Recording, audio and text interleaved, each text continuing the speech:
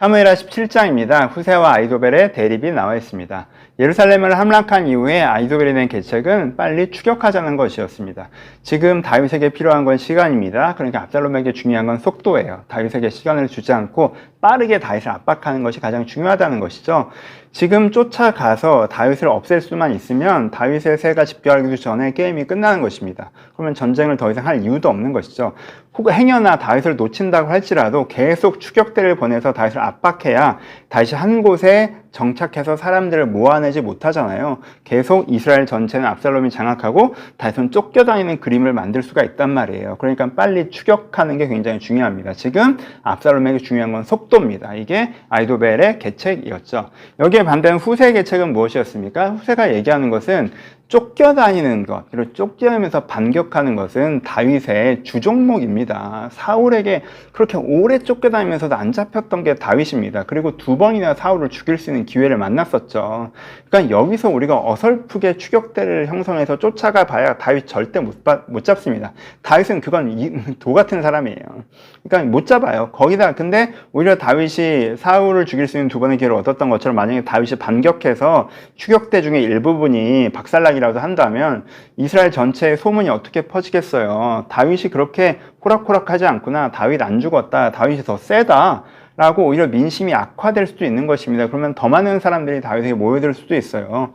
지금 민심이 가장 중요한데 그런 위험한 승부수를 왜 띄웁니까? 그럴 필요 없고 지금은 이미 대다수의 지지는 압살롬에게 돌아왔으니까 압살롬 쪽에 쏠려 있으니까 다윗이 모은다고 한들 몇 명이나 모으겠어요. 그런 다윗의 추종자를 얼마만큼 모은 것들에 대해서 오히려 쫙 다 모아서 가가지고 잔당토벌하듯이 점령전을 이겨버리면 다윗의 어떤 지지를 다 솎아낼 수가 있고 그리고 도망다니는 거 찾아다니다 깨질 위험도 없고 그리고 위세도 좋잖아요. 전면전으로 딱 전쟁의 신이었던 것 같은 다윗을 압살롬의 군대가 무찌르는 거니까 그게 당신이 다음에 치세를 이어가기도 훨씬 더 좋을 것입니다 라고 하는 게 후세의 계책이었죠. 이걸 듣고 압살롬은 후세 쪽 이야기를 더 마음에 들어하고 후세의 태세를 따르기로 하죠. 아이도벨은 그것을 듣고 집으로 가서 이제 자살해버리고요.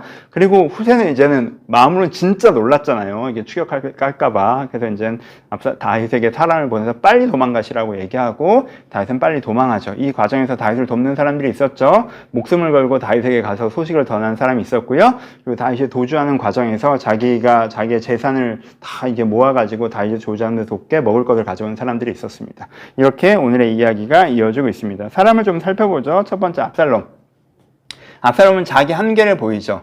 압살롬은 아무것도 없는 상태에서 목표를 세우고 계획을 세워서 그걸 성실하게 이행해서 결과를 내는 이 모범생이 공부하는 것 같은 일은 되게 잘했어요. 그런데 막상 왕에 딱 되어서 어떤 새로운 상황이 맞닥뜨려졌을 때 그걸 직관적으로 파악하는 일들은 제대로 못했습니다. 압살롬의 한계가 드러나는 일이죠. 이번 좀 똑똑하다고 하는 사람들은요, 여기서 쫓아가야 된다는 걸 다 알고 있었습니다. 다윗도 알았고요, 후세도 알았고요, 아이도벨도 알았어요. 지금은 후세도 사실은 쫓아갈까봐 그 말 포장지를 만든 거잖아요. 그러니까 논리적으로 막 되게 있어 보이는 말을 만든 거지. 핵심은 이건 무조건 쫓아가야 된다는 걸 똑똑하다는 사람은 다 알고 있었단 말이에요, 그렇죠? 근데 압살롬은 그걸 판단을 못하죠. 압살롬의 한계가 드러나는 부분이라고 할 수 있습니다. 그러니까 사실 압살롬이라는 사람은 재능이 있는데 왕이 될 기회를 잃어버린 사람이 아니라 왕이 될 만한 재질은 안 되는 사람이었어요. 다윗의 형들처럼. 남들 보기엔 멋있고 똑똑하고 해서 야, 저 사람은 왕제다라고 했지만 사실은 그런 사람이 아니었다라는 거죠. 그렇죠? 그러니까 사람이 자기 한계를 잘 이해해야 하고 자리에 있어야 되는데 그게 아니라 내가 내 실제보다 더 대단한 사람으로 생각하고 난 더 대단한 사람인데 그만 못한 대우를 받고 있다고 생각하고 그래서 뭐 그걸 찾아 이런 식으로 삶을 접근하는 게 얼마나 인생을 망치는지 보여줄 수 있는 생각할 수 있는 부분이라고 생각합니다. 두 번째 이제 아이도벨에 대해서 생각해 볼 필요 있죠. 어제 얘기한 것처럼 이제는 이 똑똑한 분이 다윗의 반대편에 서서 반역에 동참한 이유라고 하는 게 이제 아마도 이제 바세바 사건 때문이었던 것 같은데 안타깝죠, 그렇죠? 그러니까는 이 되게 똑똑하고 대단한 분이고 이스라엘에서 제일 영민한 분이지만 첫 단추가 잘못 끼어든 거죠. 그렇죠? 복수심이라고 하는 첫 단추가 잘못 끼어져서 나머지가 되니까 결국 아무리 좋은 계획을 세우고 아무리 똑똑해도 결과가 좋지 않는 부분이 나타나고 있습니다. 거기에 비해서 다른 사람들이 오히려 더 빛나는 부분이 있죠.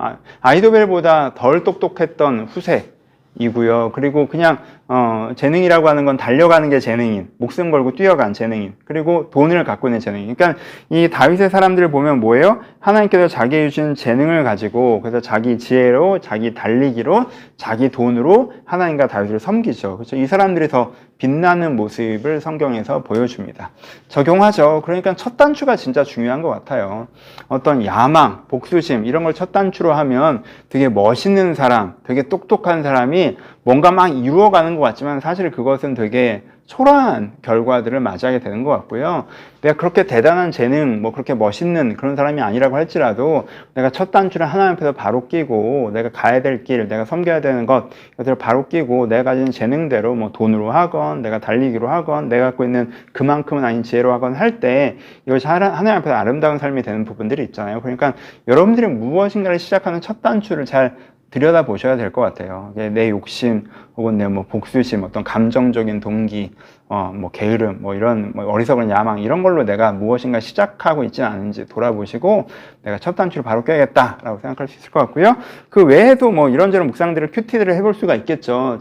역사서의 장면들은 다양한 갈래로 우리가 근데 말씀해 주시고 있는 부분들이 있잖아요. 그러니까 그럴듯해 보이는 두 가지 이야기에서 뭐가 정말 맞는 얘기인지 맞추기가 사실 되게 어렵고 정말 하나님의 주시는 지혜로 분별하는 것들이 필요하다는 생각도 해보실 필요가 있을 것 같아요. 이 둘 다 되게 논리적이었는데 압살롬이 두 번째에게 쏠렸던 이유는 그게 자기 취향에 더 맞았기 때문이거든요. 자기가 더 멋있어 보이잖아요. 근데 그런 것들은 우리한테도 있으니까 정말 뭐가 맞는 길인지 정말 하나님의 분별력이 필요하다.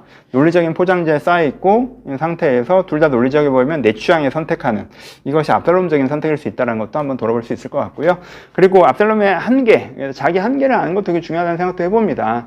압살롬은 자기가 왕이 될 만한 사람인데 왕이 안 된 게 문제라고 생각했을지 모르겠지만 사실은 그렇지 않았다는 거죠. 그래서 나에게 맞는 자리를 우리가 지혜롭게 찾아가는 것이 필요하다고 생각하고요. 여러분들 각자에게 주는 말씀으로 또 자유롭게 묵상해 보셨으면 좋겠습니다. 감사합니다.